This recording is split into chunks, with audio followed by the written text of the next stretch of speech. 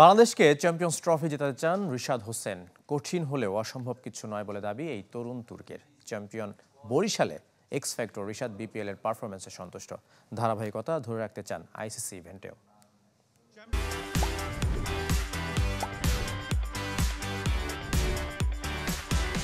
Champion Barishal, champion দলের অন্যতম জয়ের নায়ক রিশাদ হোসেন। ফাইনাল ম্যাচ শেষ হলো, এখনো কি স্বপ্নের মতো লাগছে? না, আলহামদুলিল্লাহ ভালো লাগতেছে। চ্যাম্পিয়ন হওয়াটা সবসময় ভাগ্যের ব্যাপার, তো আল্লাহ চাইছে তো চেষ্টা করছে আলহামদুলিল্লাহ। ম্যাচের মোমেন্টটা আপনি চেঞ্জ করে দিলেন ব্যাট হাতে, যখন ছক্কা মারছিলেন। কি ছিল ওই সময় মনস্তাত্ত্বিক ব্যাপারটা কি ছিল? না, প্রথমত নিজের প্রতি বিশ্বাস ছিল এবং দল আমাকে যে সময় নামাইছে আমার প্রতি আশা ছিল যে না, আমি চেষ্টা করলে পারবো, তো এতটুকু চেষ্টা করছি, আর কিছু না। সবসময় আমি বলে আসি যে টিমের প্রয়োজনে যতটুকু দরকার আমি দেওয়ার চেষ্টা করছি, পেস বলক স্পিন বলক, তো এতটুকু আর কি, আর কিছু না।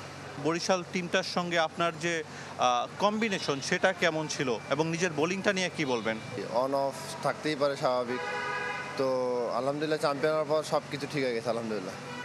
চ্যাম্পিয়ন্স ট্রফির ভাবনা সামনে রয়েছে, কেমন করতে পারে বাংলাদেশ এবং নিজের প্রত্যাশা? সবসময় চেষ্টা করবো ইনশাল্লাহ, বিপিএলের মতো চ্যাম্পিয়ন্স ট্রফি না দেশে আসবো ইনশাল্লাহ। চ্যালেঞ্জিং এত কিছু চিন্তা করতেছি না, just focus game by game. কথা বলছিলেন বাংলাদেশের তরুণ তুর্কি চ্যাম্পিয়ন বরিশালের অন্যতম জয়ের নায়ক রিশাদ হোসেন।